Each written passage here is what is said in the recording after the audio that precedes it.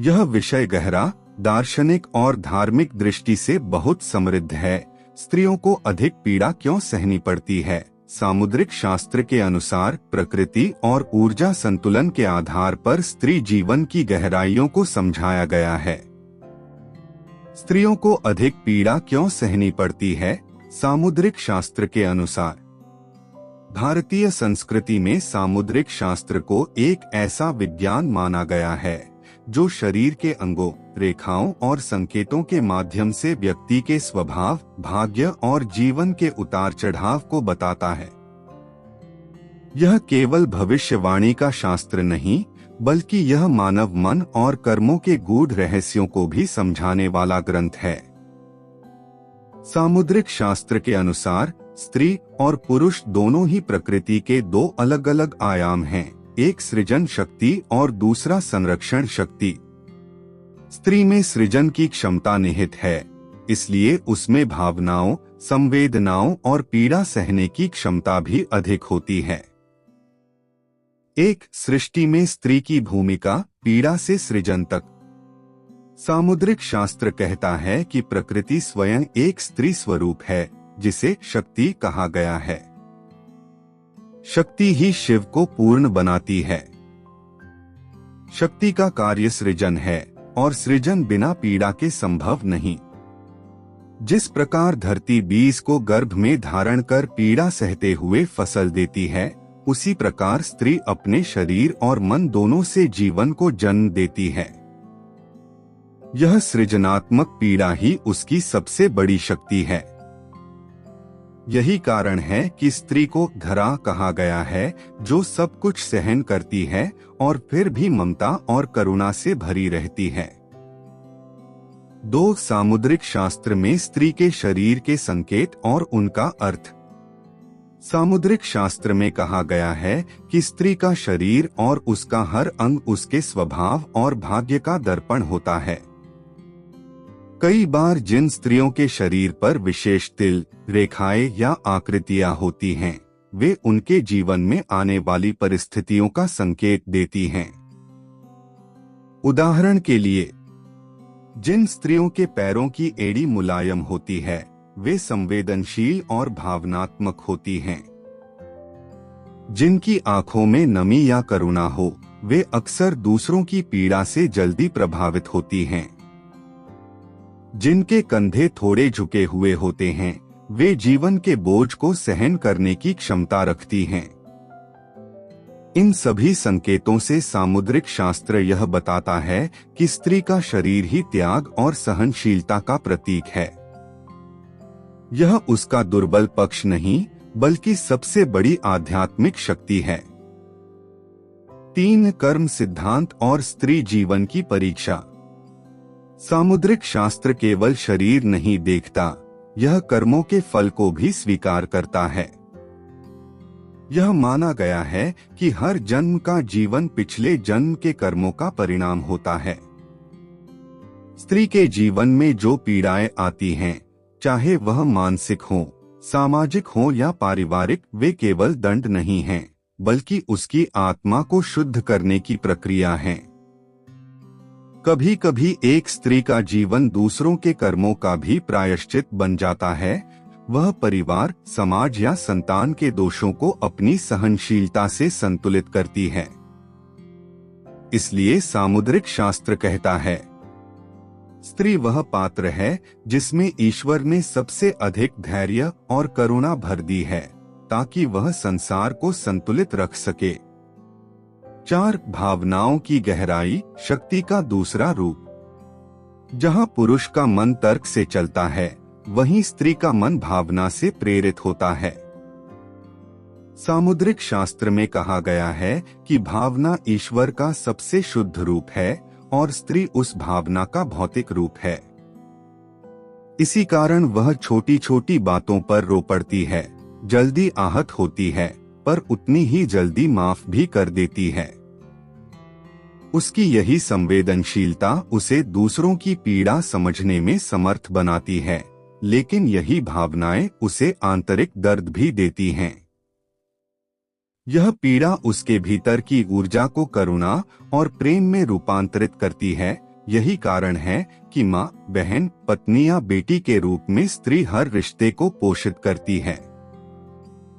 5. शारीरिक पीड़ा, शक्ति की परीक्षा। सामुद्रिक शास्त्र में उल्लेख है कि स्त्री का शरीर स्वयं एक तपोभूमि है। रजस्वला होना, गर्भधारण करना, प्रसव वेदना सहना, ये सभी प्रक्रियाएं आध्यात्मिक दृष्टि से एक साधना हैं।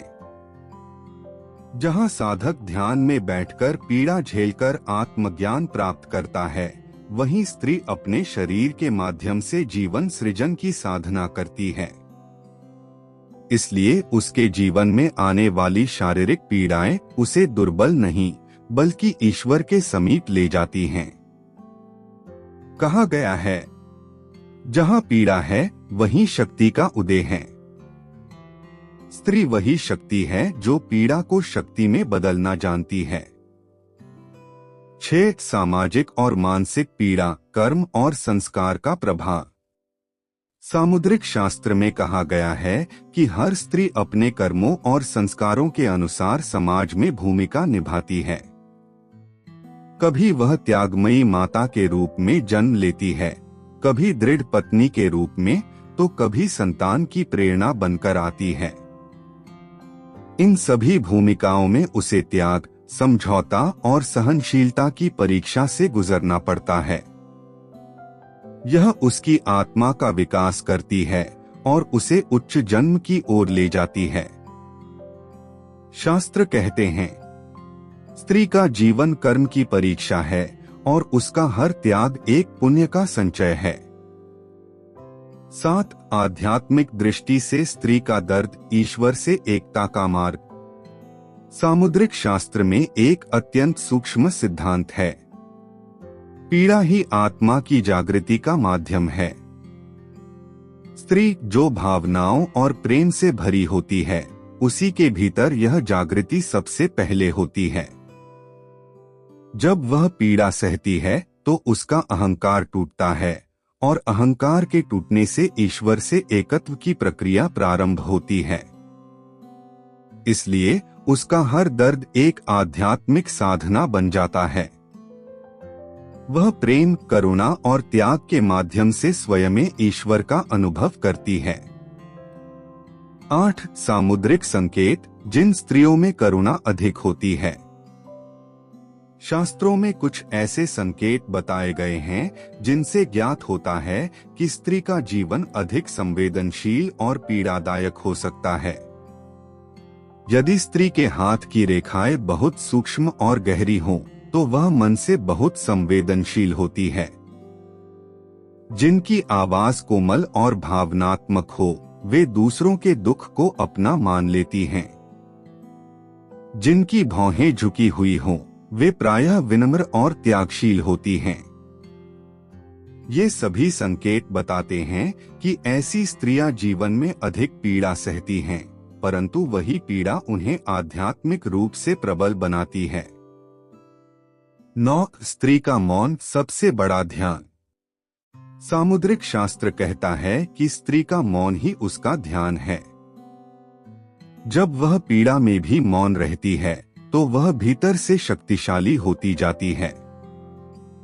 उसका मौन कई बार घर परिवार की नकारात्मक ऊर्जा को भी शांत और शुद्ध कर देता है। इसलिए कहा गया है, स्त्री का मौन मंत्र से भी शक्तिशाली होता है। 10. निष्कर्ष, पीड़ा ही स्त्री की शक्ति है। सामुद्रिक शास्त्र के अनुसार स्त्री को अधिक पीड़ा इसलिए दी गई है क्योंकि उसमें वह दिव्य शक्ति है जो सृष्टि को संभाल सकती है। ईश्वर ने उसे केवल सहने की शक्ति ही नहीं, बल्कि हर पीड़ा को प्रेम, करुणा और जीवन में बदलने की क्षमता दी है।